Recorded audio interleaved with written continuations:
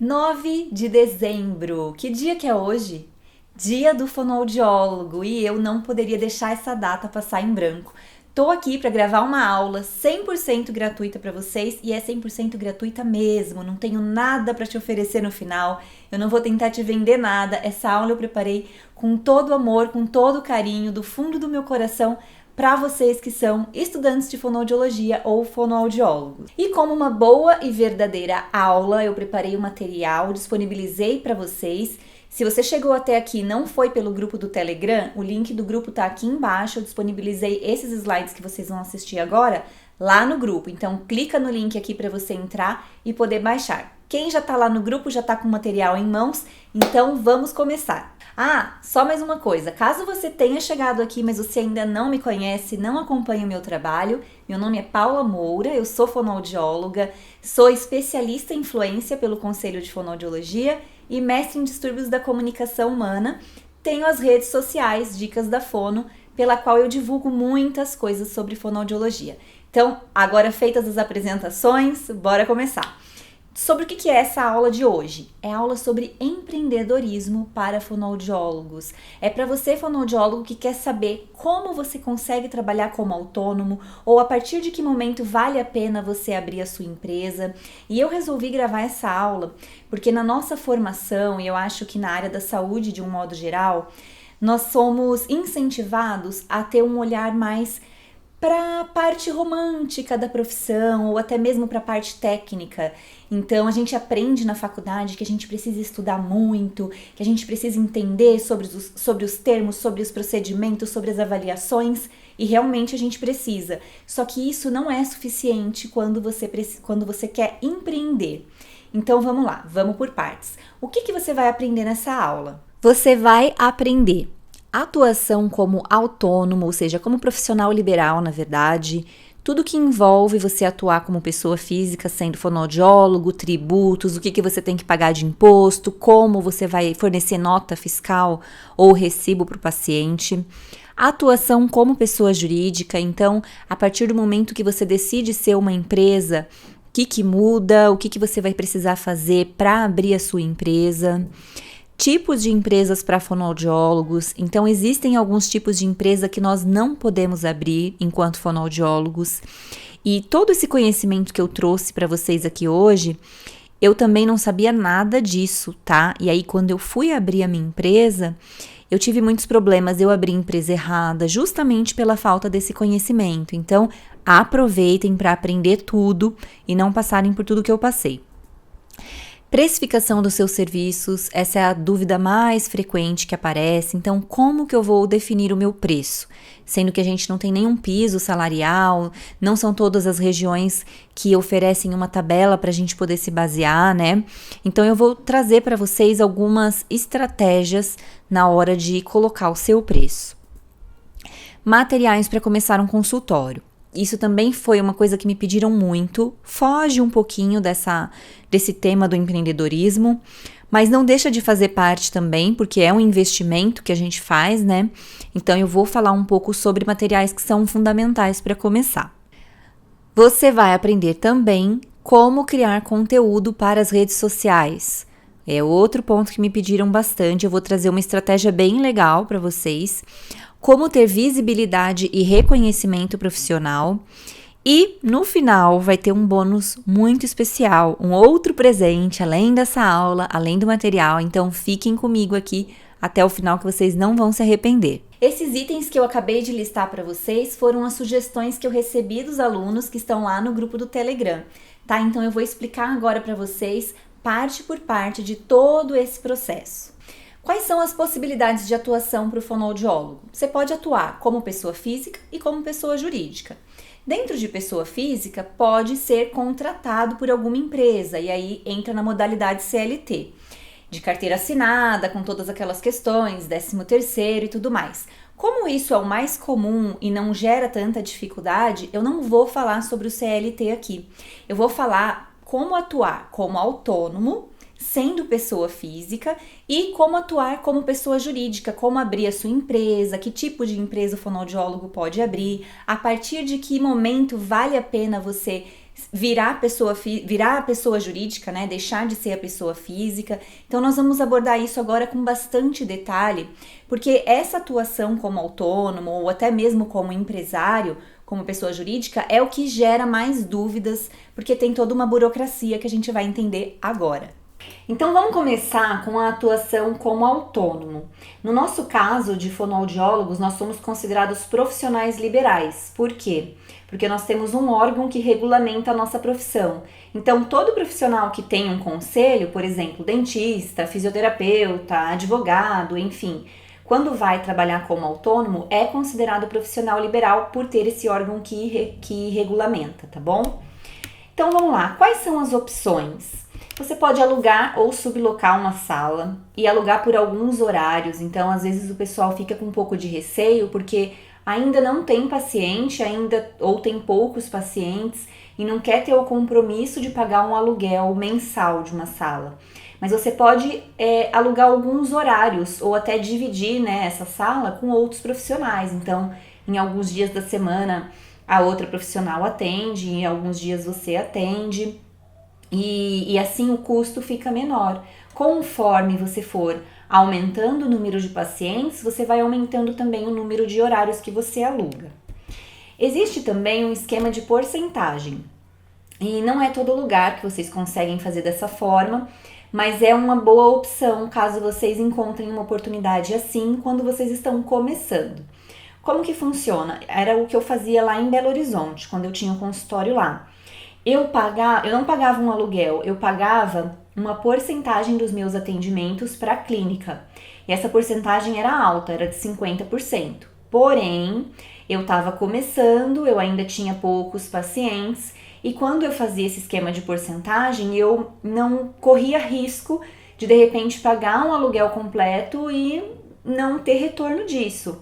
E além disso, no esquema de porcentagem, eu não tinha preocupação com água, luz, internet, aluguel do local, secretária. Eu tinha tudo à minha disposição, sem ter que me preocupar, só que eu pagava metade dos meus atendimentos. Isso só vale a pena no comecinho, tá? E aí, conforme vai crescendo, você também vai se desligando dessa modalidade. Você também pode montar o seu próprio consultório do zero, só que não é tão simples assim, né? Então, quando você vai montar um negócio próprio, você vai alugar uma sala para ser sua mesmo, você tem que colocar tudo na ponta do lápis, o que você vai precisar investir, e você tem que se certificar de ter um capital de giro por um tempo, depois que o seu consultório começar a funcionar, porque não significa que você vai montar o consultório esse mês e no mês que vem já vai estar chovendo paciente para você, né? Então, o que acontece?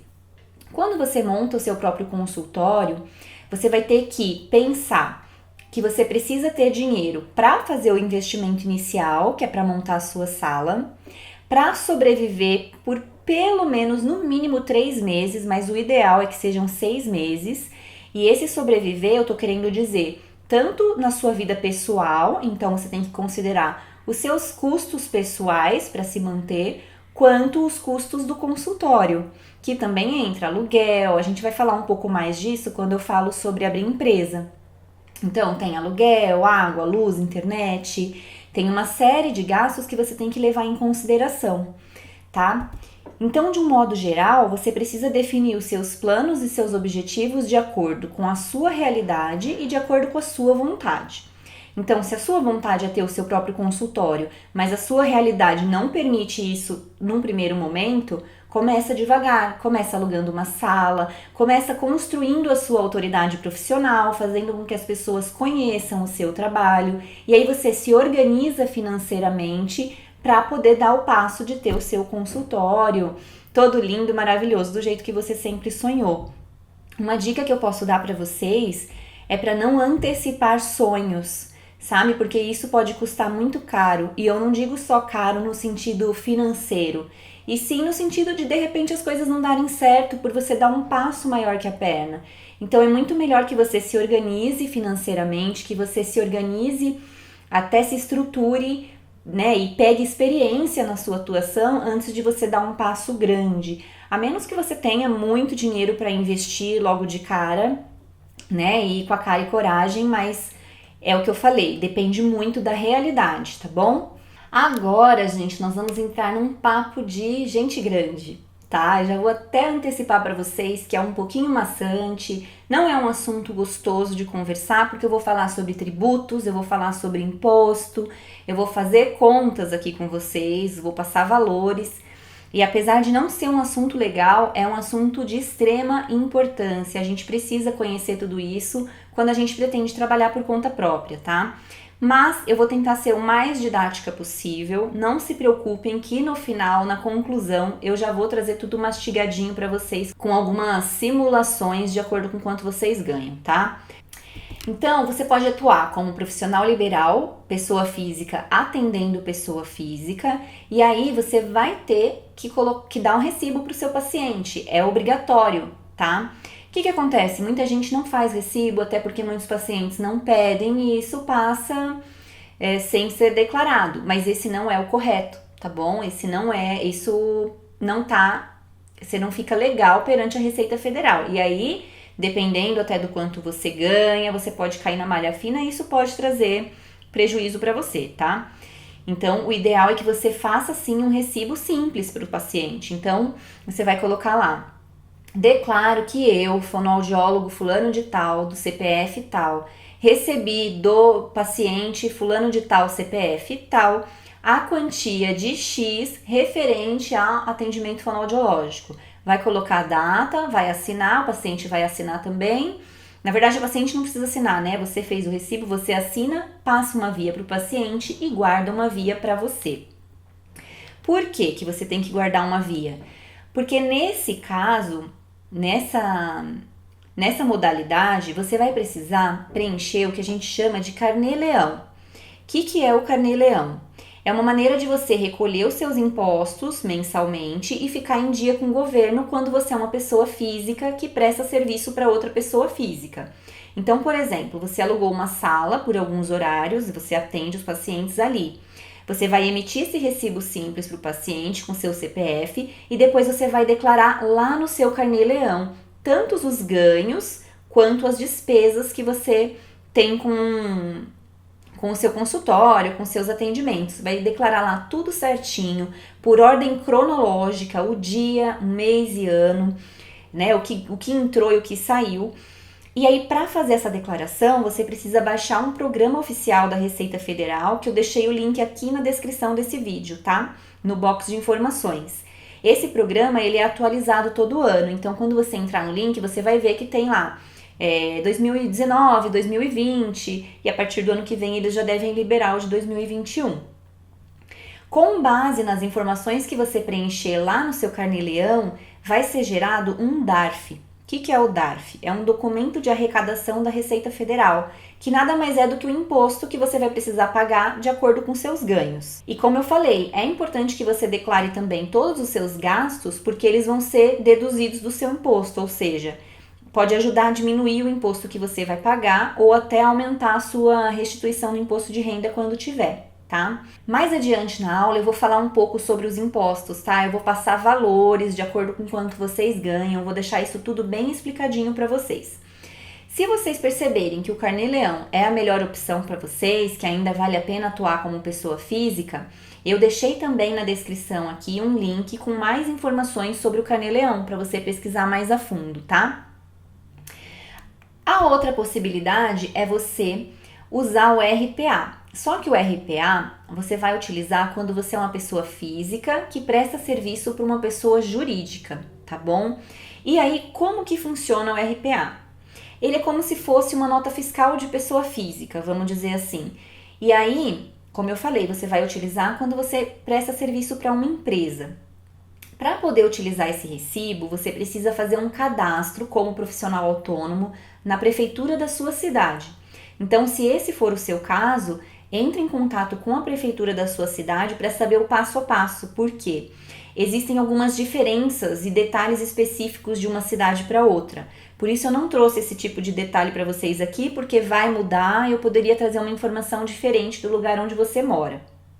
É importante você saber que nesse caso você também vai pagar alguns impostos que são obrigatórios, tá? Eu vou colocar aqui embaixo os impostos, eu vou até colocar já, ó, Quais são os tributos que você paga como pessoa física, tanto profissional liberal quanto RPA? O INSS, que é o Instituto Nacional de Seguro Social, o IR, que é o Imposto de Renda, e o ISS, que é o Imposto sobre Serviço, tá? Nós vamos ver os valores desses tributos todos também. Então, quando você emite uma RPA, o valor desses tributos vão ser descontados de você. Então, quando você passa o seu preço, você já deve levar em consideração que o preço que você passar é o valor bruto do seu trabalho e que você não vai receber exatamente aquilo. Isso vai ser descontado de você. Os impostos vão ser descontados em cima desse valor bruto, tá? Então, resumindo, se você for atuar como pessoa física que presta serviço para pessoa jurídica, você tem que fazer o cadastro na prefeitura e comprar um bloquinho de recibo de profissional autônomo. Você encontra esse bloquinho em qualquer papelaria, é só pedir um bloquinho de RPA. E aí, tanto você como a empresa que te contratou vão preencher o canhoto desse bloquinho. É super simples, vai ter 2 guias, uma fica com você e a outra fica com a empresa que te contratou. E nesse documento, nesse canhotinho, vão ter dados importantes como o CNPJ da empresa que te contratou, a descrição dos serviços que foram realizados, o local, a data do serviço prestado, o valor bruto e o valor dos impostos. E aí, vale lembrar para vocês aqui que, diferente de uma nota fiscal, quem emite o RPA nem é você, é a empresa que te contratou. Então, a empresa contratante também vai ser responsável por reter esses impostos que eu falei. É ela que vai recolher o imposto. Então, de um modo geral, você só vai prestar o serviço, preencher e assinar esse canhotinho do recibo de pessoa autônoma e receber o valor líquido do seu trabalho. Se você perceber no decorrer dessa aula que o RPA é a melhor opção para você, eu também deixei um link aqui embaixo que explica com mais detalhes sobre o RPA para você ler, tá? Então, resumindo mais uma vez, se você for trabalhar como autônomo, atendendo pessoas físicas, você vai preencher o carnê-leão lá no programa da Receita Federal. Se você for atender empresas, você tem que fazer um cadastro na prefeitura da sua cidade para poder usar o RPA. Em ambos os casos, o valor que você vai pagar de imposto varia de acordo com quanto você ganha.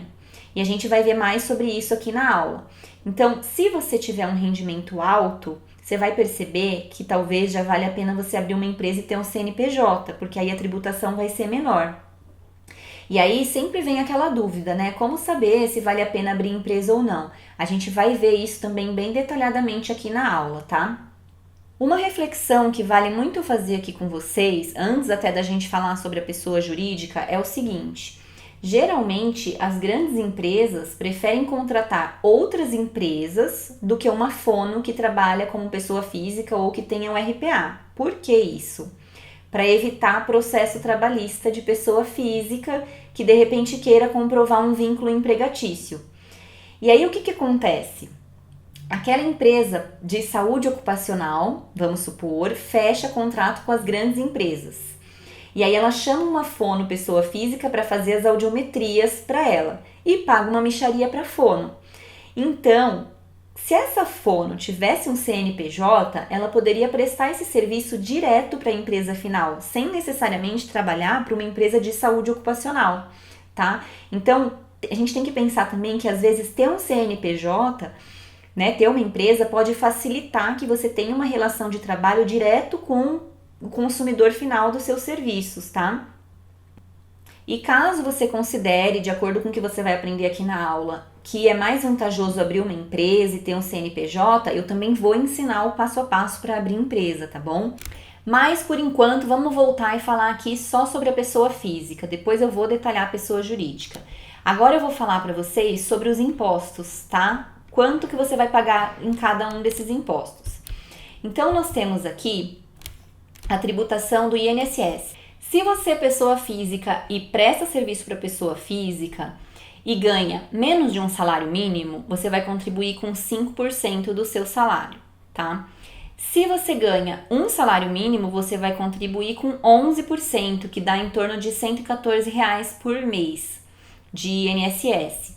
Se você ganha mais que um salário mínimo, e eu acredito que seja a realidade da maioria aqui, você já vai contribuir com 20%, num teto máximo de R$ 6.101. O que significa?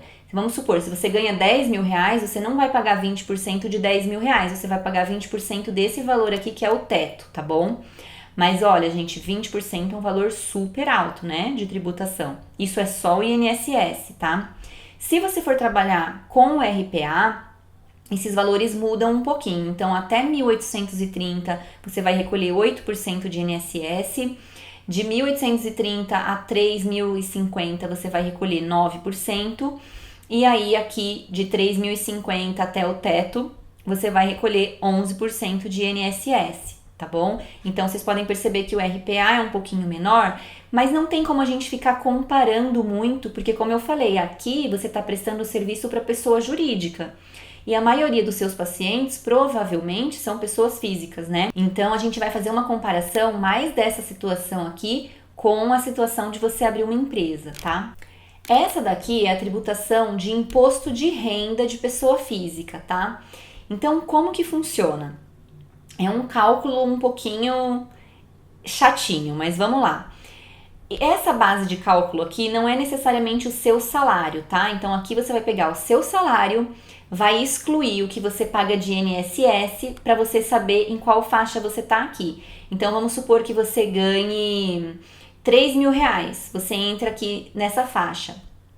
Mas aí quando você descontou o INSS, você veio parar nessa faixa aqui. Então é isso que você vai pagar de imposto, menos esse valor aqui que você vai deduzir ainda, tá? Parece meio complicado, né? Mas vamos lá, vou repetir. Você vai fazer o seguinte, você vai pegar o valor bruto que você ganha, vai subtrair desse valor o que você paga de INSS e vai olhar aqui, de acordo com o resultado que deu, você vai olhar aqui em que faixa você entra. Aí você vai pagar essa porcentagem menos esse valor que tá aqui de parcela a deduzir. Vocês não precisam ficar preocupados em fazer muitas contas agora, porque depois eu vou trazer algumas simulações para vocês. Eu só tô trazendo essas tabelas para que vocês entendam da onde eu tirei as contas que a gente vai ver lá na frente, tá bom? Mas é importante vocês terem essa noção de quanto vão pagar de imposto, tá? Até para saber a partir de que momento vale ou não vale abrir a empresa de vocês. Então, resumindo essa parte de pessoa física, se você é pessoa física e trabalha para pessoa física, você vai pagar 20% de INSS até aquele teto máximo que eu passei para vocês. Vai pagar imposto de renda conforme a tabela progressiva e vai fazer a declaração no seu carnê-leão. A tabela também é essa que eu acabei de explicar para vocês, que você pega o bruto, tira o que paga de INSS, vê lá na porcentagem qual o imposto que você paga e ainda deduz aquela parcela da terceira coluna. E o ISS fixo. O ISS fixo, que é o imposto sobre serviço, é um valor fixo para cada cidade. Então eu coloquei aqui como exemplo Curitiba. Esse ano ficou em R$ 1.212,43 ao ano. Então esse valor você pode dividir em até 10 vezes, tá? São esses os impostos que você paga. Se você é pessoa física e emite um RPA, né, trabalha com RPA para pessoa jurídica, você também vai pagar o INSS conforme aquela tabela que eu mostrei para vocês. O imposto de renda também conforme a tabela progressiva, que eu mostrei também para vocês, né, de imposto de renda, com aquele mesmo raciocínio que eu expliquei.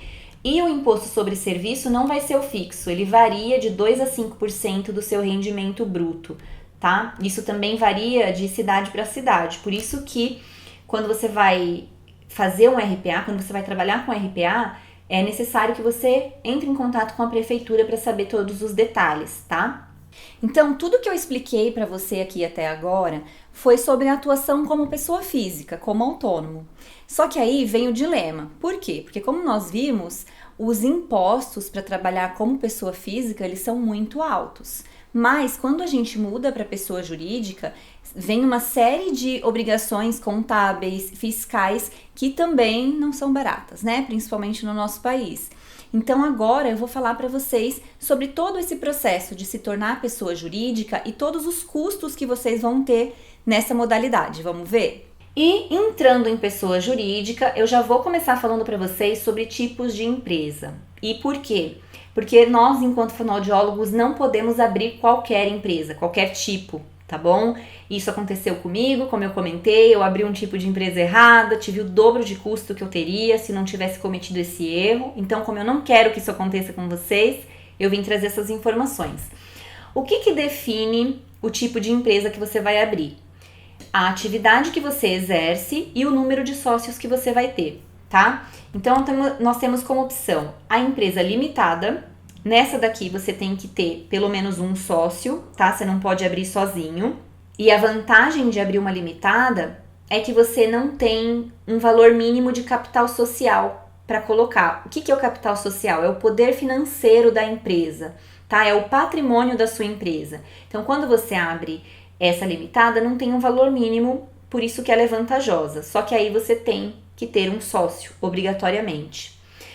Até 2019 não existia essa opção, mas agora existe a sociedade limitada unipessoal, que é a mesma condição da empresa limitada, só que você pode abrir sozinho. Então essa é uma excelente opção também, quando você não tem um sócio, porque assim como a limitada que eu falei anteriormente, você também não tem um valor de capital social mínimo para colocar logo que você abre a empresa. Existe também o tipo EIRELI, que é a empresa individual de responsabilidade limitada. Antes de existir a unipessoal, a única possibilidade de você abrir uma empresa sozinho era a EIRELI. Mas o que acontecia? O capital social para abrir essa empresa, logo na abertura, é de 100 salários mínimos. E nem todo mundo tinha essa quantia para começar a empresa. E aí o que acabava acontecendo era muita gente abrir a sociedade limitada, empresária limitada, com uma pessoa aleatória, tipo, eu vou colocar meu pai ali com 1% da empresa, vou colocar meu tio. E aí, percebendo isso, foi criada a limitada unipessoal, para que você possa abrir uma empresa sem necessariamente investir 100 salários mínimos logo na abertura, tá? Essa é a EIRELI, você abre sozinho, mas tem que colocar um capital social muito alto. Ainda como tipo de empresa, nós temos a EI, que é a empresa individual, só que esse tipo de empresa não se encaixa para quem exerce profissão intelectual, ou seja, engenheiro, médico, arquiteto, psicólogo e nós fonoaudiólogos. Então, nem vou ficar me demorando muito nela. Só vou dizer para vocês que não podemos ter uma empresa desse tipo, assim como nós também não podemos ter uma MEI, que é do microempreendedor individual. A MEI, ela é para autônomos, para pequenos empresários, né? Só que aí entra naquela questão que eu falei para vocês, nós somos profissionais liberais.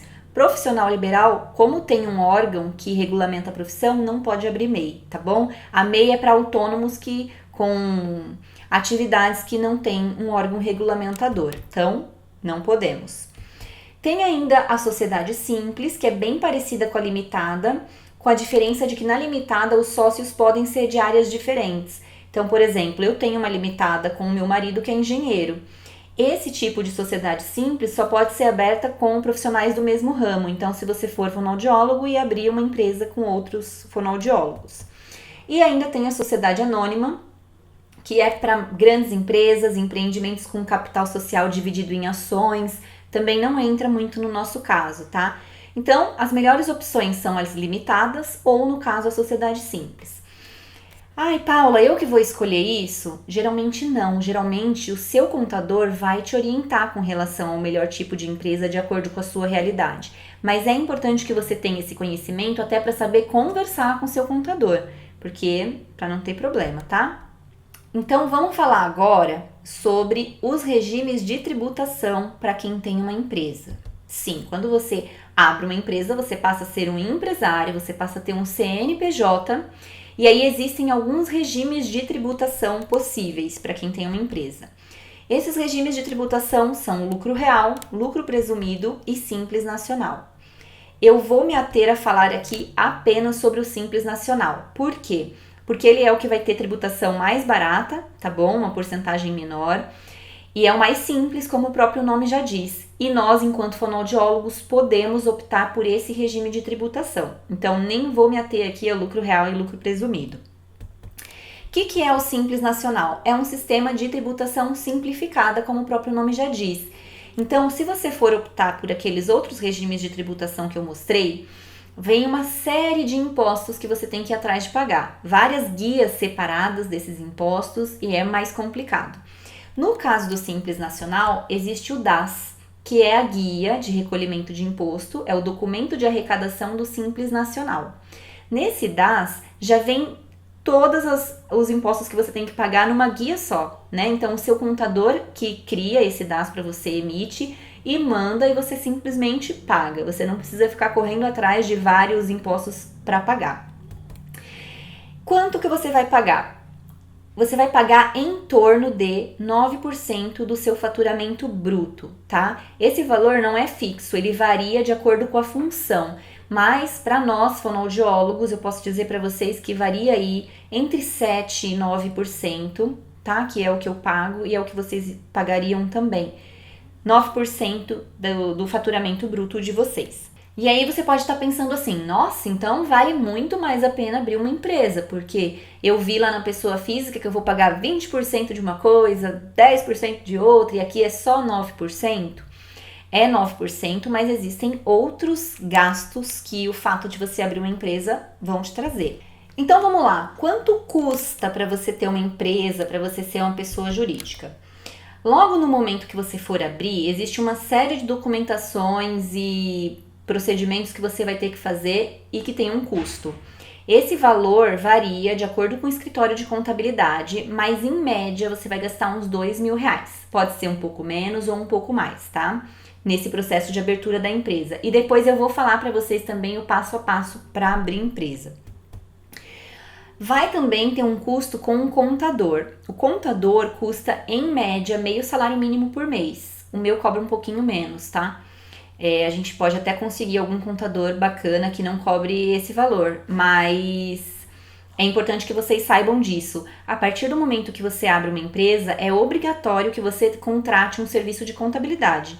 Então, não tem como fugir disso. É meio salário mínimo e em dezembro você paga dobrado. Então, no caso aqui, nessa média, você vai pagar um salário inteiro.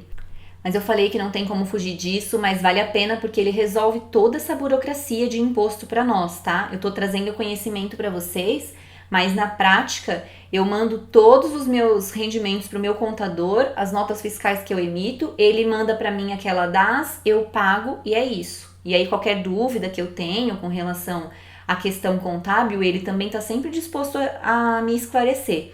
Então ajuda muito ter um contador. A gente não tem como fazer tudo isso sozinho porque é bem complexo. E aí, além da documentação para o processo de abertura e do contador todo mês, você vai pagar a DAS, né? Que é o documento de arrecadação do Simples Nacional, que vai ser 9% do que você ganha. Além disso, tem a guia da Previdência Social, que na verdade não é um gasto da empresa. Então, por exemplo, eu tenho a minha empresa, Paula Moura, e eu me coloquei lá como se eu fosse funcionária da minha própria empresa. E aí, para quê? Para recolher essa GPS em cima do salário mínimo. Isso daí é o INSS, é para garantir que eu tenha uma aposentadoria. Então, eu pago R$114 porque eu coloquei lá como se eu recebesse um salário mínimo, né? Como funcionária da minha própria empresa. Isso daqui é recomendado para que você tenha uma aposentadoria, mas não é obrigatório, tá bom? Por isso eu pago o valor mínimo lá do salário mínimo, que é R$114, e tá tudo certo. E aí, no meio desse monte de informações, pode ser que a cabeça de vocês esteja borbulhando por aí e vocês pensando, meu Deus, mas a partir de que momento vale a pena eu deixar de ser pessoa física para me tornar uma pessoa jurídica, para abrir uma empresa? Então, eu trouxe uma tabela com algumas simulações aqui para vocês, tá? Então, se você ganha R$2.000, como profissional liberal, o seu tributo por mês vai ser de R$501 e as suas despesas e tributos no ano, R$6.012. Nessa tabela, você consegue comparar, tá vendo? 2, 3, 4 e 5 mil, de acordo com o que você ganha, mais ou menos, o que vale mais a pena aqui. Eu coloquei o RPA também, mas é importante vocês lembrarem que o RPA é para quem presta serviço para pessoa jurídica. Então, se você presta serviço para pessoa física, você vai comparar o profissional liberal com o Simples Nacional, tá? Para você ver aqui o quanto de tributo e de despesa você vai ter por mês dentro de cada modalidade. Eu coloquei aqui também uma observação que os valores de Simples Nacional, eu considerei tanto os impostos quanto R$400 por mês do contador. Tá? Então eu coloquei, por isso que eu coloquei tributos e despesas, porque no Simples Nacional eu considerei as despesas que você teria com o contador em média, tá? Eu sei que R$ 400 é menos do que um salário mínimo, do que meio salário mínimo que eu falei, mas vocês conseguem encontrar um bom contador mais ou menos nessa faixa, tá? Então, vocês olham aqui, eu ganho cerca de R$ 3.000. Eu tô como pessoa física pagando mais ou menos isso aqui. E se eu passasse a ser empresa, será que valeria a pena? Olha, já pagaria menos, tá? Então, depois vocês podem olhar com calma essa tabela. Mas, em suma, pessoa física ou pessoa jurídica? Qual que é a conclusão de tudo isso? Se você trabalha prestando serviço para pessoa física, vale a pena você abrir empresa se você ganha a partir de R$ 3.000, tá? Aí o seu imposto, os gastos que você tem como empresa já vai ser menos do que como pessoa física. Se você trabalha prestando serviço para empresa, para pessoa jurídica, vale a pena você abrir empresa se você ganha a partir de R$ 5.000. Por quê? Aí, nesse caso, você pode optar pelo RPA. Se você ganha menos de R$ 5.000 e presta serviço para a empresa, você pode optar pelo RPA. Se você ganha mais de R$ 5.000, também já vale a pena você ter um CNPJ. Em suma, pessoal, é isso. Mas eu não queria trazer essa informação e jogar para vocês assim, ó, pum, como se eu tivesse tirado isso da minha cabeça. Por isso que eu expliquei tudo que envolve isso, todos os impostos que vocês têm que pagar, como pessoa física, como pessoa jurídica, da onde veio todas essas informações, ok? E aí, vamos supor que você está aqui assistindo a aula e pensou, vale a pena eu abrir uma empresa? Qual é o passo a passo para você abrir a sua empresa? O primeiro passo é procurar um contador de confiança. Como eu falei para vocês, vai ser obrigatório ter um serviço de contabilidade. E peçam indicação, gente, porque tem contador que não entende de atuação fonoaudiológica. Esses escritórios de contabilidade que você não tem um suporte por telefone, que é só pela internet, foi o que eu optei primeiro. Eles custam um pouco mais barato, mas o barato sai caro, porque aí você não tem um suporte tão legal e, por exemplo, eu abri uma empresa errada. Então, assim, procurem indicações, tá, de contador.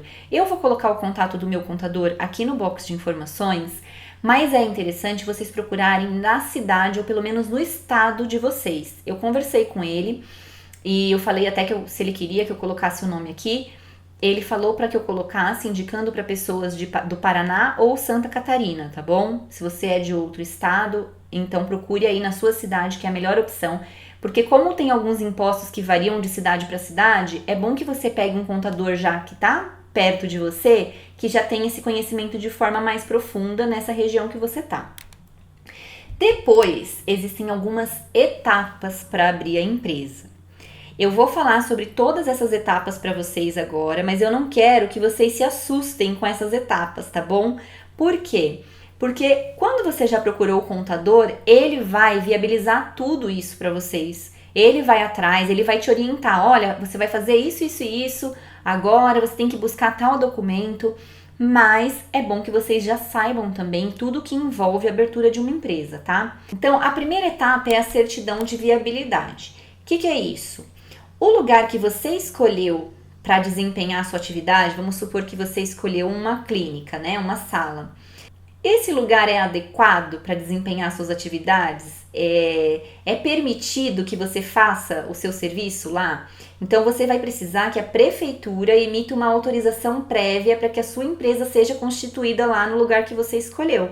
E aí, se a prefeitura não autorizar por algum motivo, você tem que escolher outro lugar. Então, isso é a certidão de viabilidade e zoneamento da prefeitura, tá?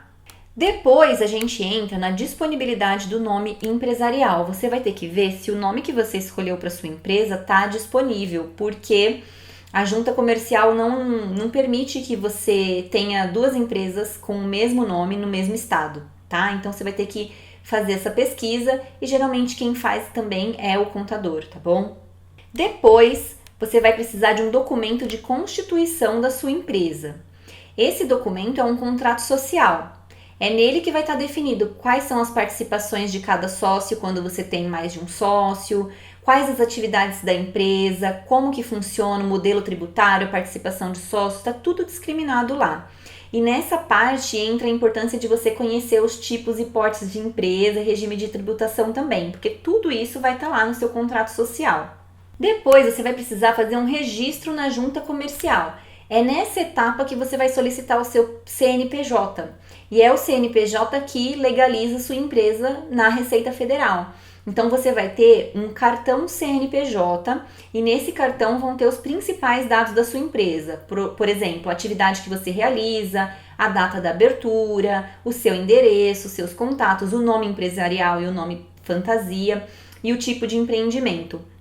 Aqui você vai precisar de um CNAE, que é um código da atividade que você realiza. Eu vou colocar aqui na tela agora qual é o CNAE de atividades de fonoaudiologia, tá? Depois que você já fez o registro na junta comercial, você vai precisar de um alvará de funcionamento. E aí, para obter esse alvará, você precisa comprovar na prefeitura da sua cidade que você tem todas as condições que são exigidas por lei para exercer a atividade da sua empresa.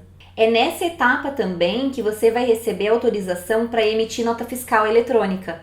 Então, cada prefeitura vai ser responsável por esse processo, existem diferenças burocráticas entre um município e outro, então vai ser importante se informar com a prefeitura da sua cidade. Mas o seu contador vai fazer isso para você também e vai te ensinar a acessar o programa da prefeitura para poder fazer a emissão das notas fiscais, tá? Inclusive, o próprio contador pode fazer. Às vezes, quando eu preciso emitir nota, eu só mando os dados para o meu contador e ele emite a nota para mim e já manda tudo prontinho. Depois de conseguir seu alvará, entra na inscrição estadual. Esse passo só vai ser necessário se você exerce alguma atividade de comércio. Por exemplo, se você tem uma empresa de aparelho auditivo, né? Aí você tem que ter uma inscrição estadual. Cada estado vai ter uma regra também para a emissão desse documento. Então, mais uma vez eu vou dizer, conte com seu contador. E para finalizar, tem a etapa do certificado digital. O certificado digital é um documento que funciona como se fosse uma assinatura digital e garante que você tenha segurança na hora que você for fazer transações pela internet, como a emissão de notas fiscais, por exemplo. Esse é um documento obrigatório para a maioria dos tipos de empresa, então provavelmente você vai precisar fazer. Eu tive que fazer. Eu fui procurar uma certificadora para fazer um eCPF e um eCNPJ, que é esse certificado digital. Provavelmente o seu contador também pode te indicar uma certificadora de confiança para você fazer esse certificado. Além disso, é muito importante que você leia a regulamentação do Conselho Federal de Fonoaudiologia sobre atuação como pessoa jurídica, porque você vai ter que fazer uma inscrição como pessoa jurídica no conselho também e pagar a anuidade de pessoa jurídica. Porém, saiu recentemente uma regulamentação que eu acredito que se você tiver uma limitada unipessoal, você fica isento de pagar, tá? Não tenho tanta certeza, vocês precisam entrar em contato com o conselho para confirmar essa informação, mas eu acredito que sim. Beleza, então até agora nós falamos sobre as possibilidades de atuação do fonoaudiólogo, quando vale a pena ser pessoa física, a partir de que momento vale a pena abrir uma empresa.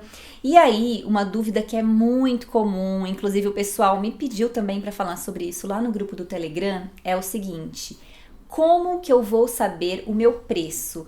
Quanto e como eu vou cobrar o meu paciente? Quanto, porque às vezes a pessoa fica com dificuldade mesmo de precificar. E como, por uma questão das inadimplências, às vezes o pessoal colocou lá no grupo para mim que fica um pouco sem graça quando o paciente atrasa um pouco o pagamento, não sabe como fazer essa cobrança. Então agora nós vamos falar sobre isso, quanto e como cobrar. Precificação. Então o que vocês vão levar em consideração na hora de colocar o preço? Custo de vida no município, porque se você mora em São Paulo, capital, o seu custo de vida com certeza é muito mais alto do que se você morasse numa cidadezinha pequena do interior. Então não dá pra gente estipular um valor único para lugares diferentes por causa do custo de vida. Se você mora num grande centro, você vai cobrar mais caro, porque também você paga mais caro para viver, vamos dizer assim, né? Então você tem que pensar isso, aonde você mora. E você tem que investigar quais são os valores praticados pelos profissionais na sua região, tá? Então, se você mora numa cidadezinha pequena, fácil de você conseguir saber isso, né? Não vai ter muita diferença de bairro, por exemplo. Se você mora numa cidade grande, ainda você tem que pensar em pesquisar os valores praticados no bairro que você mora. Se for um bairro mais nobre, vai ser um valor mais alto. Se for um bairro mais simples, se for periferia, tem que ser um valor mais baixo. Então, vocês têm que levar isso em consideração. Ai, Paula, como que eu vou saber os valores praticados? pegando o telefone, ligando e pedindo para marcar uma consulta e perguntando qual é o valor da consulta fonoaudiológica, e aí depois você fala que vai ver e liga mais tarde, tá? Então assim você consegue descobrir quanto que as pessoas estão cobrando. Você vai levar em consideração também a sua formação e qualificação profissional, mas aí eu quero trazer alguns pontos aqui. É interessante que você cobre um valor na média dos valores praticados. Se você acabou de se formar, se você ainda não tem muita experiência, você até pode cobrar um pouquinho menos, não muito menos, tá? Porque o fato de você ser recém-formado não significa que você também não investiu na sua formação, que você também não estuda e que você também não vai oferecer um atendimento de qualidade. Então, nunca jogar o preço lá embaixo, em hipótese alguma. Se você tem uma qualificação profissional maior do que esses valores praticados, do que esses profissionais que você pesquisou os valores praticados, dá para você cobrar um pouquinho a mais, tá? Agora, vale aqui ressaltar também que os pacientes não veem isso, tá bom? A maioria dos pacientes vão chegar chamando a gente de doutor sem a gente ter nem mestrado, nem doutorado e nada disso. Então, o que vai fazer a diferença pro paciente é a forma que você recebe esse paciente e trata ele, e os resultados que você alcança com o seu trabalho. Então, não adianta querer usar isso, a formação, como argumento para cobrar mais pro paciente, que eu acho que não vai colar muito, tá bom? Não dá também para fazer um valor exorbitante se você estiver começando agora. Mesmo que você já tenha uma formação, bastante especialização, que você tenha mestrado, doutorado, mas você ainda não tem muito tempo de atividade prática profissional, você vai ter que ir fazendo o seu nome. Então, não adianta pensar assim, não, eu tenho doutorado, tenho que cobrar muito mais alto, porque isso vai afastar as pessoas e pode ser que demore mais para você construir esse público, tá bom? Resumindo, cobrem um valor na média dos valores praticados, tá? E assim, bons valores praticados, né? Não coloquem na média aquele profissional que cobra um valor muito abaixo, porque não é essa referência que você quer. O tipo de atendimento, isso varia de profissional para profissional. Então, tem fono que cobra o mesmo valor em todas as sessões. Eu mesma fazia isso. Então, não tinha diferença na anamnese, avaliação e atendimento, era tudo o mesmo valor. Depois de um tempo, eu passei a cobrar um pouco mais caro na avaliação, porque a avaliação toma muito meu tempo. A avaliação, a gente acaba levando o trabalho para casa, demora muito tempo para analisar todas as manifestações do paciente, para elaborar relatório de avaliação. Então, essa é só uma sugestão, não é uma regra. Eu cobraria mais caro na avaliação, explicaria para o paciente tudo isso, né, todo o trabalho que dá, mas isso fica a critério de cada um, tá bom? Esse é um ponto crucial para você estabelecer o seu preço, independente dos valores praticados por outros profissionais, da sua formação, de tudo que eu falei antes. Qual é o seu custo mensal, tá? Com o seu consultório, por exemplo. Contabilidade, se você tiver empresa, aluguel, água, luz, internet, manutenção, marketing, se você paga alguém para ajudar no marketing, secretária, tributos, enfim. Você vai ter que colocar tudo na ponta do lápis para você saber qual é o seu custo. E aí, quando você sabe o seu custo mensal, você consegue estabelecer também o quanto você quer ganhar. Você tem que pensar no quanto você quer ganhar. Esse ganho não pode cobrir só o seu custo. Nesse ganho tem que cobrir o seu custo com o trabalho, né, com o consultório, tem que cobrir os seus custos pessoais, né, de vida pessoal, e ainda tem que sobrar um lucro para você viver, para você ter para você fazer uma viagem, para você fazer um investimento, inclusive em cursos que você faça para melhorar ainda mais o seu atendimento. Enfim, você precisa pagar as suas contas e ter um lucro para você ter uma liberdade maior de fazer coisas que não têm relação com a sua profissão também, né? Viajar, comer num restaurante legal, passear, qualidade de vida. E aí, você tem que pensar no valor da sua consulta relacionando com a quantidade de atendimentos que você faz, tá? Gente, é assim, eu tô tentando trazer de uma forma bem simplificada, mas são vários fatores que interferem no quanto você vai cobrar. Não tem como eu falar um valor único, olha, cobrem X, por conta dessas variáveis que eu coloquei aqui para vocês. Mas aí entra também a quantidade de atendimentos. e o tipo de consulta que você faz, se é por convênio, se é no particular, né? Se você trabalha com convênio, você vai ter que fazer muito mais atendimentos para conseguir um dinheiro legal do que se você trabalha no particular. E mesmo assim, quando você trabalha no particular, você tem que pensar quanto que eu vou cobrar para cobrir os meus custos e ainda sobrar um dinheirinho para mim, tá? Então eu coloquei aqui um exemplo. Vamos supor que você faz 4 atendimentos por dia de segunda a sexta. Isso vai dar 80 atendimentos por mês. E eu também estou considerando aqui atendimento particular, tá? Só para ajudar vocês a fazerem essa conta. Se você cobra R$70 no valor da sua sessão, você vai ganhar R$5.600 por mês, considerando que você atenda 80, você realize 80 atendimentos, tá? O seu custo de R$2.000, eu coloquei aqui uma média, até de acordo com uma pesquisa que eu fiz no Instagram, quanto que o pessoal pagava, gastava entre aluguel, internet, luz, água e todos aqueles pontos que eu levantei para vocês. Você vai ter R$3.600 de lucro. Aí vamos supor que você cobre R$90 na sua sessão. Isso vai ser o total que você ganha por mês. Eu coloquei um custo maior conforme você cobra mais, por quê? Pessoal, você também não pode simplesmente chegar do além cobrando um valor mais alto. Você tem que ter uma estrutura melhor e para ter uma estrutura melhor, você vai ter um custo maior também. Então, se você, é aquilo que eu falei, se você quer trabalhar num bairro mais nobre, você também tem que oferecer uma estrutura mais bonita, uns recursos mais que encham os olhos do paciente, vamos falar o português claro, que justifique num primeiro momento você cobrar uma consulta mais alta, tá? Você pode ter todas as especializações do mundo, o doutorado, enfim, se você não tiver num ambiente que a pessoa entra, bate o olho e fala assim, eu vou pagar caro por isso aqui, ou eu vou pagar um valor, né, e ela espera já que vai pagar um valor mais alto, não vai ser coerente, tá bom? Então, conforme você cobra mais caro, a sua estrutura, né, a estrutura que você oferece também tem que ser melhor, por isso eu aumentei o custo aqui. Então, se você cobra 90 na sua sessão e se você cobra 120. Percebam que aumenta o total do mês, obviamente, eu aumentei um pouquinho o custo de estrutura que você vai oferecer, mas mesmo quando você tem um custo maior, você ganha mais se você cobra mais, né? Mesmo que o seu custo seja mais alto, você consegue ganhar melhor quando você oferece uma estrutura melhor.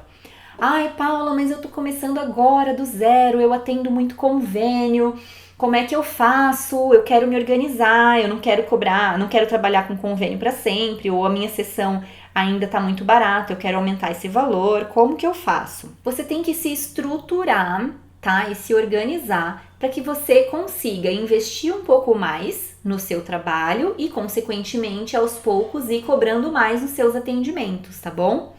Isso não acontece da noite para o dia. E se tem uma dica muito importante que eu posso dar para você aqui, principalmente quando você tem uma empresa, é para que você separe o que é dinheiro seu, pessoal, e o que é dinheiro da sua empresa, tá? Do seu consultório. Então, como que isso vai funcionar? Você vai ter uma receita no seu consultório que é a sua empresa, né? Você vai ter um dinheiro que entra e você vai ter investimentos que são específicos do consultório. Você vai colocar tudo isso num livro caixa, num fluxo de caixa. Vai anotar tudo que entra, tudo que sai. Desse valor que entra, você vai tirar um salário para você, que vai ser o seu salário de pessoa física. E aí você também vai ter um outro controle da sua pessoa física, sem ser profissional, para os seus gastos pessoais. Você vai separar tudo isso para você ir se estabelecendo e se organizando financeiramente para poder investir mais no ambiente que você trabalha, consequentemente ir tirando os pacientes de convênio, colocando mais pacientes particulares e podendo também cobrar um valor um pouco mais alto na sua sessão. Então, pessoal, eu tentei trazer de uma forma prática essa simulação aqui, mas vocês percebem que existe uma série de variáveis, de fatores que vocês vão ter que levar em consideração, todos aqueles fatores que eu falei anteriormente e, inclusive, o quanto vocês querem ganhar. Então, vocês têm que estabelecer uma meta para isso, do quanto vocês querem ganhar. E nesse sentido, além de saber o quanto você vai cobrar e quanto você vai ter de lucro, enfim, todas essas informações, você precisa combater faltas e inadimplências, porque são coisas que te prejudicam também, né? Então, o que vocês vão fazer para isso? Atendimento excelente humanizado, isso é fundamental, tá? Então, você se atualizar na sua área é importante, você estudar as técnicas e oferecer um atendimento excelente é importante e principalmente que esse atendimento seja humanizado, que você olhe nos olhos do paciente, que você chame o paciente pelo nome, que você escute com empatia o que ele está te relatando. É isso que vai fazer a diferença para o paciente, é isso que vai fazer com que o paciente te indique para outras pessoas, tá? Eu até falo um pouquinho mais sobre isso aqui mais adiante na aula, mas não são os seus títulos que vão fazer com que você se torne mais reconhecido, tá? É a forma que você lida com pessoas, é a forma que você se comunica com essas pessoas, tá? E por que isso ajuda a combater falta e inadimplência? Porque você estabelece um vínculo e uma relação de tanta confiança com o paciente que ele fica até sem graça de ficar devendo para você. Outra coisa, pontualidade nos atendimentos. Seja sempre pontual, né? Porque aí quando o paciente chega atrasado, você atende só pelo tempo restante que ele tem de terapia. Mas para que você faça isso, você precisa ser pontual, você não pode atrasar também os atendimentos dele. Faça um contrato. Nesse contrato, você já coloca para o paciente, por exemplo, que faltas que não forem avisadas com uma certa quantidade de horas de antecedência vão ser cobradas. E para facilitar nesse sentido, você pode fazer um esquema de pacotes. Então, o paciente já fecha um pacote de sessões com você logo no início, e aí se ele falta e não avisou, aquela sessão já tá paga, entendeu? Você não precisa cobrar o paciente depois. Olha, você faltou aquele dia, mas você não avisou, então você tem que me pagar. Aí é mais difícil, né? Então, se você colocar tudo em contrato, fica muito mais tranquilo de combinar com o paciente e de fazer valer o que está no contrato. E eu sugiro que você procure um advogado para ajudar a elaborar esse contrato da melhor maneira possível. Use o WhatsApp a seu favor, então se você tem uma secretária, você já pode falar para que ela faça isso. Se você não tem, faça você mesmo. Olha, fulano, está lembrando que amanhã você tem a consulta, tal horário, posso confirmar? Porque às vezes na correria o paciente esquece sem maldade e é legal que você lembre, né? Então manda um WhatsApp um dia antes, lembrando que ele tem a consulta, porque aí você evita a falta. Ou até mesmo reforça algumas horas antes. Olha, não se esqueça, hoje tem consulta. Para cobrar o paciente inadimplente, a melhor maneira, para mim, sempre funcionou muito bem, é o controle de frequência. Eu já gravei um vídeo no YouTube explicando como que eu fazia isso, mostrando, eu vou deixar o link dele aqui embaixo também. Mas é o seguinte, o que eu fazia? Eu fazia uma tabela com o nome do paciente, o tipo de sessão, aí eu colocava lá se era avaliação, se era terapia, se era anamnese, a data de vencimento e o pagamento. Aí nessa coluna do pagamento, toda vez que o paciente pagava, e na época eu não fazia contrato de pacote, ele pagava sessão por sessão, tá? A maioria dos pacientes pagavam toda a sessão. Eu dava um ok. E aí eu colocava ali presença ou ausência. Eu pegava esse controle de frequência com o argumento de que o paciente ia assinar a presença dele. Olha, fulano, coloca aqui um ok que você veio hoje. E automaticamente ele já olhava ali. Nossa, Paula, tá faltando te pagar 2, né? Nossa, olha só, eu esqueci de te pagar semana passada, já vou acertar. Então, eu não cobrava diretamente o paciente, mas na hora que eu dava o controle de frequência, ele já tinha ali, já batia o olho e já via que estava precisando pagar umas sessões atrasadas. É uma ótima estratégia, tá bom?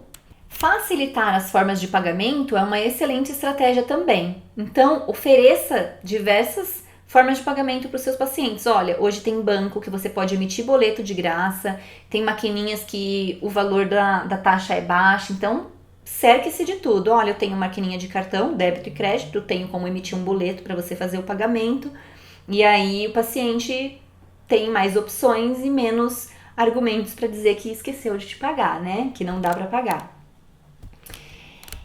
É interessante, importante que você reajuste o valor da sua sessão anualmente, que aí você pode usar o índice IGPM, que é o índice de inflação, tá?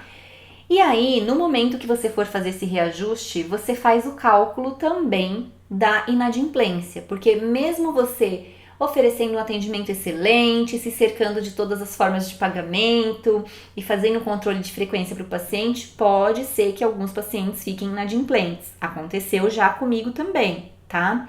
A gente não tá 100% livre disso. E aí, o que você vai fazer? Conte quanto que você teve de inadimplência no ano. Você vai estudar o percentual de inadimplência e você vai distribuir no valor dos outros pacientes. Por exemplo, vamos supor que você teve R$ 1.200 de inadimplência no ano. Você vai dividir esse valor por 12, né, por meses do ano, e deu R$ 100 de inadimplência por mês, certo? Você pega esses R$ 100 e divide por aqueles 80 atendimentos que você faz por mês, que foi o exemplo que eu dei anteriormente, né? Mas você vai dividir pelo número de atendimentos que você normalmente faz. Deu o quê? R$1,25 a mais por atendimento. Além da inflação, que você vai corrigir aqui, você aumenta também esse valor de inadimplência no valor das suas sessões. Aí você pode estar olhando para isso agora e pensando, Paula, isso é muito injusto, por que quem paga certinho vai ter que arcar com a inadimplência de quem me deu calote? E, gente, esse foi o mesmo pensamento que eu tive. Se você pensou assim agora, eu compartilho da sua indignação. Mas eu falei pra vocês que essa aula era de gente grande, né? E a gente tá pensando aqui na fonoaudiologia como um negócio, tá bom? E como um negócio é isso que acontece. Até no supermercado, todos os produtos que você compra, você já paga esse percentual de inadimplência, no sentido de alguém que entra e leva alguma coisa sem pagar. Tá? Choquei vocês? Pode ser que não, mas eu fiquei chocada quando eu fiquei sabendo disso. Tudo que a gente paga em grandes empresas, numa farmácia, num mercado, já leva em consideração o prejuízo que eles têm por alguém que não paga ou que leva alguma coisa sem pagar, tá? Então você não vai estar fazendo nada de errado fazendo isso, vai aumentar um pouquinho o valor da sua sessão e você vai se resguardar com relação a inadimplências. E eu espero de verdade que essa parte da precificação já tenha clareado um pouco as ideias de vocês com relação a isso, com o quanto vocês precisam cobrar. A verdade é que a gente precisa fazer contas e a gente não está acostumado a fazer contas. A gente às vezes se inscreve num curso de fonoaudiologia pensando, quero um curso da área da saúde porque não vou precisar fazer conta. Mas infelizmente a gente precisa, ou felizmente, né, pra gente poder se organizar, tem que fazer continha sim. Essas são as estratégias de preço. Não é simplesmente você tirar da cabeça e falar assim, eu vou cobrar tanto. Tem que colocar tudo no papel, na ponta do lápis ou na sua planilha, para você saber exatamente o quanto você tem de gasto para entender o quanto você precisa ter de lucro, ok? E aí, outra dúvida que o pessoal colocou para mim, e eu vejo isso com muita frequência nas redes sociais também, o pessoal me manda essas mensagens, é com relação a que materiais comprar quando você vai iniciar um consultório. E aí, entra de novo um pouquinho aquela parte mais romântica da profissão, porque eu vejo o pessoal sonhando assim em comprar aquele monte de jogos infantis e fazer uma super compra de materiais para começar. E a verdade é que se você está começando, tem que ter um pouco o pé no chão. Vai ser importante sim você listar o que você precisa comprar, até para você entender qual é o seu investimento inicial, o quanto que você gastou, e aí fazer todas aquelas contas e aquelas análises que a gente aprendeu nas estratégias de preço. Mas você não precisa sair comprando todos os recursos do mundo logo no começo. Você pode fazer isso sob demanda. Então eu vou mostrar para vocês agora uma lista, uma sugestão de lista, tá? Isso não é uma verdade absoluta, mas eu acho que pode direcionar quem está começando, de materiais que são fundamentais para quem tem uma sala, para quem vai começar a atuar. Então vamos dar uma olhadinha nessa lista? Você vai precisar de uma mesa com pelo menos 3 cadeiras, uma para você, uma para o paciente e uma para o responsável, né? Quando for um paciente criança. Armários, e aí se você trabalha com crianças, eu sugiro armários fechados, se possível com chave, porque as crianças gostam muito de mexer, dispersam muito, mas enfim, vai precisar de um armário para guardar os seus brinquedos, os seus materiais, os seus recursos. Um espelho é sempre bem-vindo numa sala de fono, porque quando a gente vai trabalhar os exercícios, o espelho ajuda bastante. Um computador, que não precisa ser um desktop específico para o seu consultório, você pode levar o seu notebook, mas é importante ter um computador. Itens de papelaria em geral: lápis, caneta, papel sulfite, borracha, corretivo, grampeador. É o básico, gente, o básico para você começar. Itens de farmácia como luva, máscara, álcool em gel, principalmente atualmente, né? Lenço, essas coisinhas assim.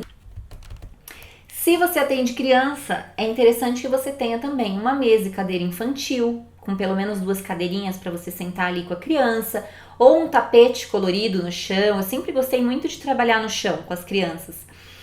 Lápis de cor, canetinhas de cera, jogos educativos, miniaturas em geral e materiais para aquela avaliação rápida, por exemplo, uma pasta com figuras e lista de palavras que são foneticamente balanceadas, para de repente, num primeiro momento, você perguntar ali, pedir para a criança repetir.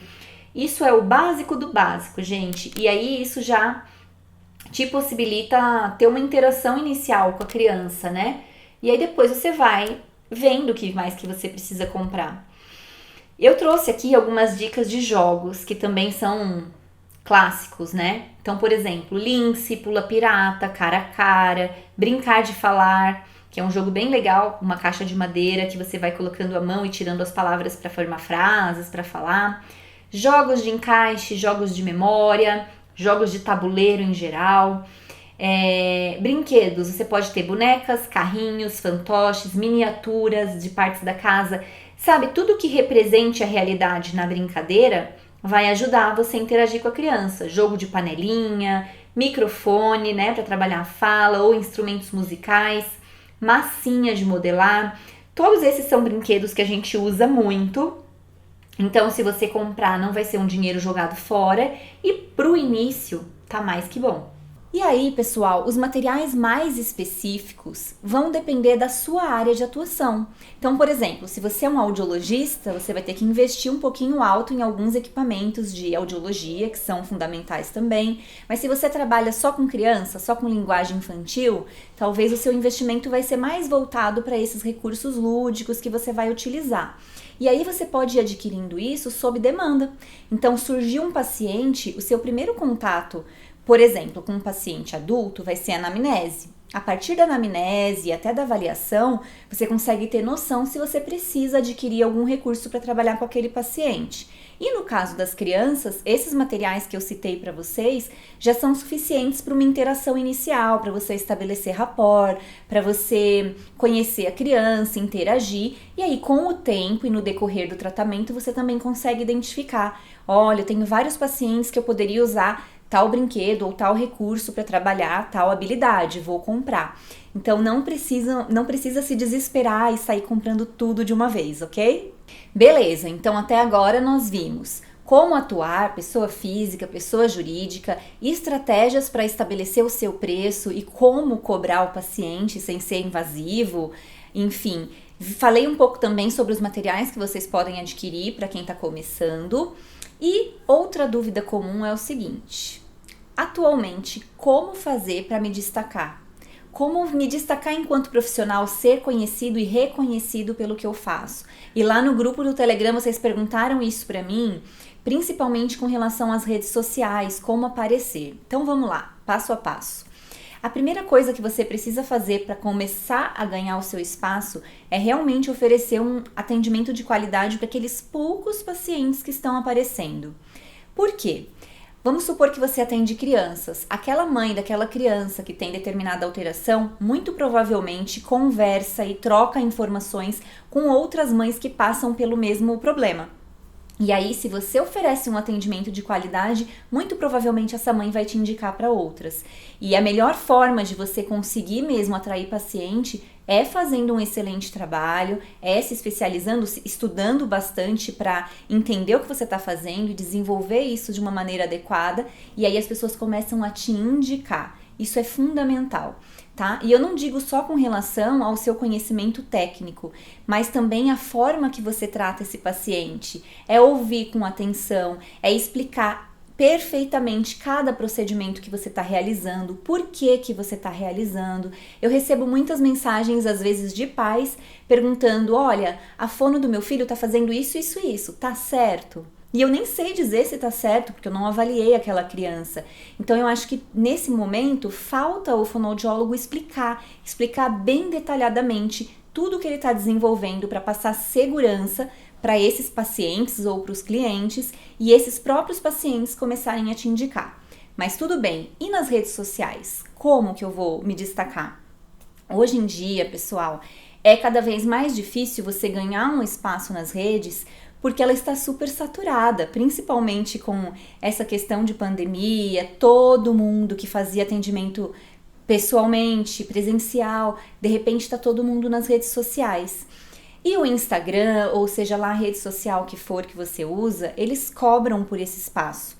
Então você precisa entender um pouquinho como impulsionar o seu conteúdo. Mas antes de impulsionar esse conteúdo, você precisa ter um objetivo muito claro de quem é o seu público, de quem você quer atingir com o que você faz e quem que você quer chamar atenção, quem que você quer trazer para o seu consultório, para o seu atendimento.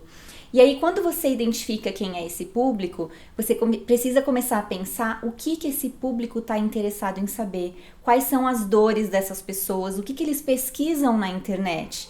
Então, se é uma mãe que tem um filho com alteração de fala, procura lá no Google ver o que as pessoas estão pesquisando com mais frequência e você responde a essas perguntas que o pessoal está fazendo.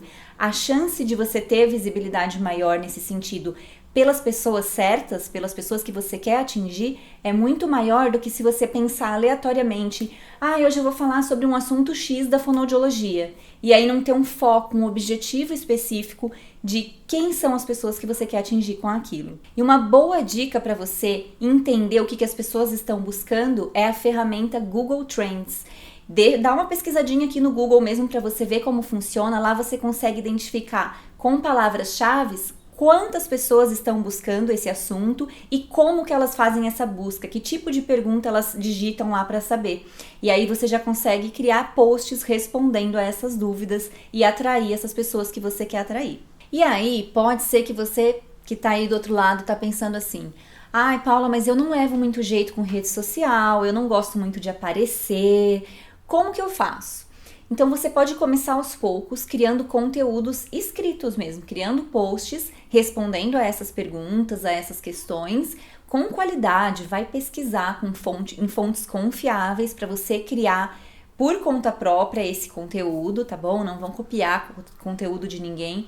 Então, para vocês escreverem e atraírem essas pessoas. Uma coisa clara, pessoal, é que quem aparece consegue criar mais conexão com as pessoas. Então, você pode ir fazendo um teste de vez em quando, de gravar um story, que daqui a 24 horas vai sumir e você não precisa ficar com vergonha daquilo que vai ficar para sempre ali. Aos poucos, você posta uma foto sua fazendo o que você está fazendo lá no seu consultório, por exemplo. Porque quando as pessoas veem o rosto por trás daquilo que está escrito, a conexão é maior e você acaba atraindo mais gente também. Mas você pode começar devagarzinho com conteúdo de qualidade. Outra ferramenta que você pode usar, além das redes sociais, é ter um site. E atualmente existem várias ferramentas gratuitas para você começar. Tem o Wix, por exemplo, que é um site muito intuitivo, que você pode montar da forma que você quiser. Eu vou deixar o endereço aqui embaixo, tá?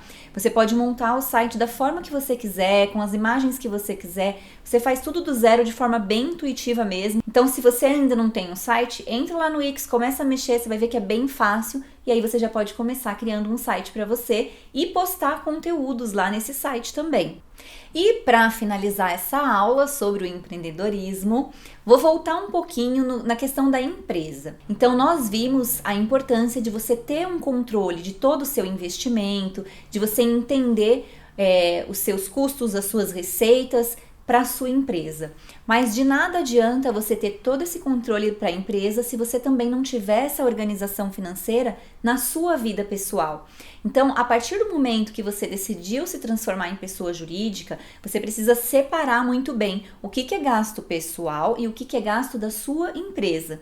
Nesse sentido, o bônus que eu tenho para dar de presente para vocês aqui hoje é um controle financeiro de pessoa física completo, uma planilha que já está automática para você colocar ali os seus custos, as suas receitas e entender a sua vida financeira de forma bem simplificada. Vamos dar uma olhadinha na tabela para vocês conhecerem? Então, essa é a planilha, é um controle de pessoa física, tá? Então, vamos supor, se você tem a sua empresa, você vai ter um fluxo de caixa da sua empresa também, fazer um controle do que entra e do que sai, e você vai tirar um salário de lá, né? E aí você vai preencher aqui na sua pessoa física, mas mesmo que você não tenha empresa, tá? Essa é uma planilha para todo mundo preencher, para ter um controle do que entra e do que sai.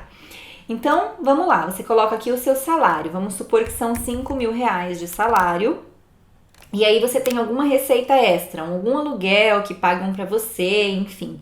Vamos colocar mais 500 reais aqui.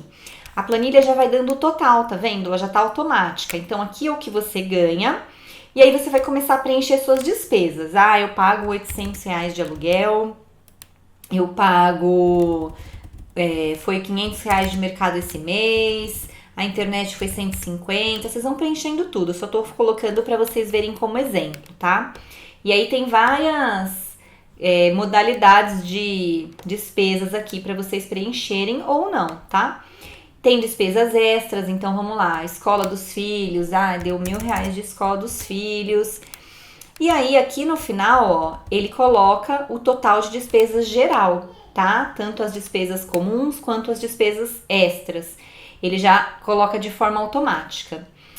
O que é mais legal ainda dessa planilha? Ela coloca a porcentagem do que sobrou para você. Então, quando você fez, né, esse controle do que entra e do que sai, um valor legal de reserva aqui é mais que 20%, tá? Então, se sobrar mais de 20% da sua receita, é uma boa reserva. E aí, aqui embaixo, ele já calcula também uma média de despesas que você tem no mês.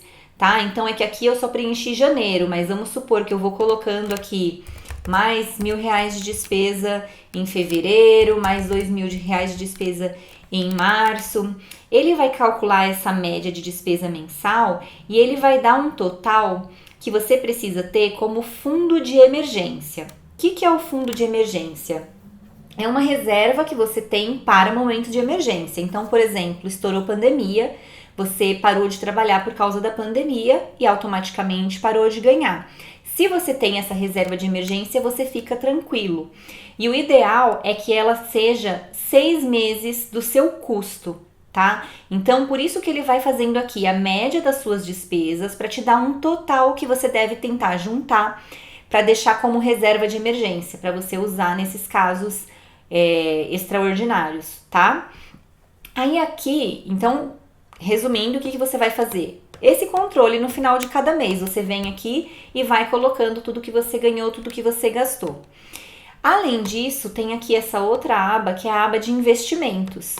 Então, caso você invista em alguma poupança ou até em tesouro direto, em ações, enfim, previdência privada, você vai colocando aqui o quanto você deixou do seu dinheiro no banco, você coloca o nome do banco aqui, ou o tipo de investimento que você fizer, e aqui ele vai mostrando para você o quanto que o seu dinheiro está aumentando, tanto em reais quanto em porcentagem, conforme você vai guardando esse dinheiro no banco ou no investimento que você fizer.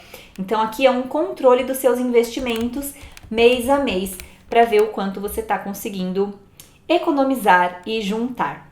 Então, pessoal, bem fácil para vocês começarem. Esse material está disponível lá no meu site, eu já deixei o link aqui embaixo no box de informações. Super tranquilo, editável, para você já dar o primeiro passo aí. Então, pessoal, eu espero do fundo do meu coração que essa aula tenha clareado a mente de vocês. Para quem está começando agora, para quem está terminando a faculdade, ou para quem já atua há bastante tempo, mas quer dar um up na carreira, quer começar a trabalhar por conta própria, eu espero ter realmente ajudado. Como eu já falei no início, a nossa profissão tem uma tendência de romantizar muitas coisas e a fonoaudiologia é realmente uma profissão linda, uma profissão necessária, porque a gente transforma a vida das pessoas por meio da melhora na comunicação. E isso é indiscutível, eu sou muito apaixonada pela fono, mas eu acho que falta muito esse tipo de conhecimento que eu trouxe aqui hoje e é por isso que eu gravei com todo o meu carinho para vocês. Me deixa saber aqui nos comentários o que você achou dessa aula, se te ajudou, se você aprendeu bastante coisas, eu vou ficar muito feliz com a interação de vocês e deixo aqui para todo mundo que está me assistindo um feliz dia do fonoaudiólogo. Vamos fazer da nossa profissão uma profissão verdadeiramente valorizada. E saiba que a valorização começa de você. Não fica aí esperando alguém que vai reconhecer que você tem um currículo excelente, que você é super empenhado e esforçado. Não, quem tem que ter esse reconhecimento, essa autoconfiança e ir atrás do que você quer é você. E com essa aula eu espero ter te influenciado e te inspirado a dar o primeiro passo nesse sentido, tá bom? Um beijo e até a próxima!